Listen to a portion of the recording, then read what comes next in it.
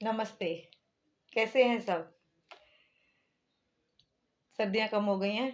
हमारे यहाँ तो हो गई हैं पर नॉर्थ में अभी भी चालू है। तो खाने के तरीके भी बदलने शुरू हो गए हैं, वापस से लोग नॉर्मल डाइट पे आ गए हैं। सर्दियों में तो कुछ भी खाओ चलता रहता है, बस खाओ जाओ, खाए जाओ और बाद में गर्मी के लिए उस एनर्जी को यूज़ करो, है ना? खाने का हमारे जीवन पे बहुत अधिक प्रभाव पड़ता है।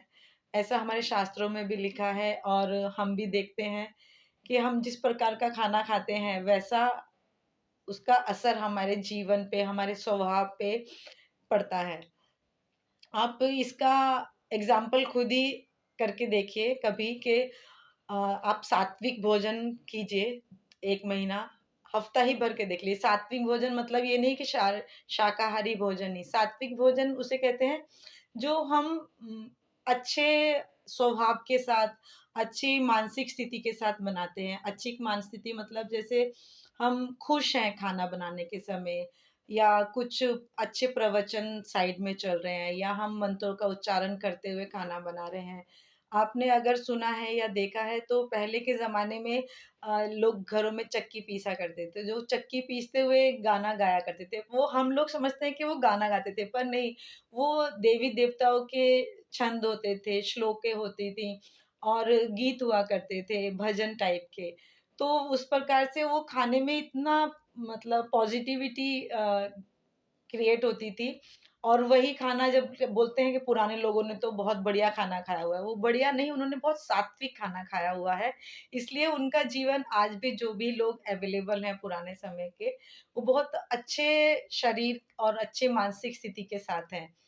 तो आप भी अगर देखेंगे ना तो हम मैक्सिमम वर्किंग अपना जो हमारा नेचर है, उसमें बाहर का खाना खाते हैं, खरीद के खाते हैं। तो ना अगर आप देखोगे तो हमारा हम 3 प्रकार का खाना देखते हैं। एक तो जो घर का खाना है, वो उसमें आप थोड़ा भी अगर 2 चपाती भी खाएँगे तो आपको संतुष्टि मिलती है। घर का माँ का बना हुआ हाथ का, है ना?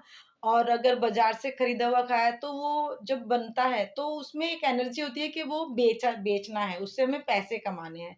तो उसमें उतना हमें खाली पेट भर जाता है बट हमें संतुष्टि नहीं होती है।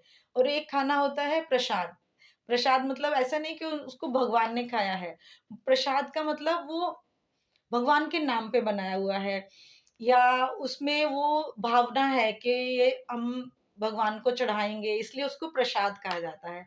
और जो प्रसाद खाते हैं तो चाहे वो कैसा भी हो, लंगरों में देखेंगे तो आप बहुत ही सिंपल खाना होता है बट वो इतना स्वादिष्ट होता है जिसका कोई हिसाब नहीं। भंडारे का खाना होता है वो इतना स्वाद होता है क्योंकि वो भगवान के नाम पे बनाया होता है।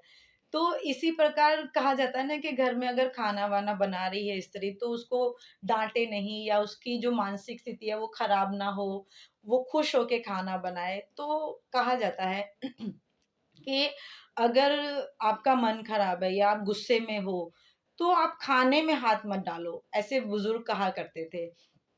पर आजकल तो कुछ नहीं है, खाना बनाना है, ऑफ़िस जाना है और दिमाग में पचासों चीज़ें चल रही होती हैं और हम बस वो खाना बना रहे हैं, फटाफट खाना बनाया, काम खत्म हुआ और चले गए। और वही खाना हम पूरा घर वाले खाते हैं और उसका असर हमारे जीवन पे पड़ता है, हमारी मानसिक स्थिति पे पड़ता है।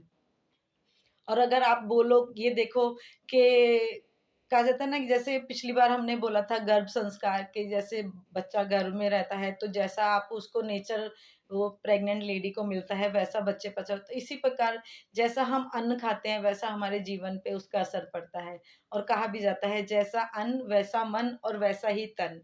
तो मेरा तो ये मानना है कि आप घर में ये करके देखिए कि जो खाना बनता है तो घर में अच्छे श्लोक चले या कुछ अच्छे गीत गोविंद चले और अच्छी-अच्छी बातों का दिमाग में रखें। जो बनाने वाली स्त्री है वो अच्छी बातों को दिमाग में सोचे और खाना बन जाने के बाद जब उसको परोसें तो बस ये बोलें कि भगवान का नाम लेके कि ये आप ही को समर्पित है।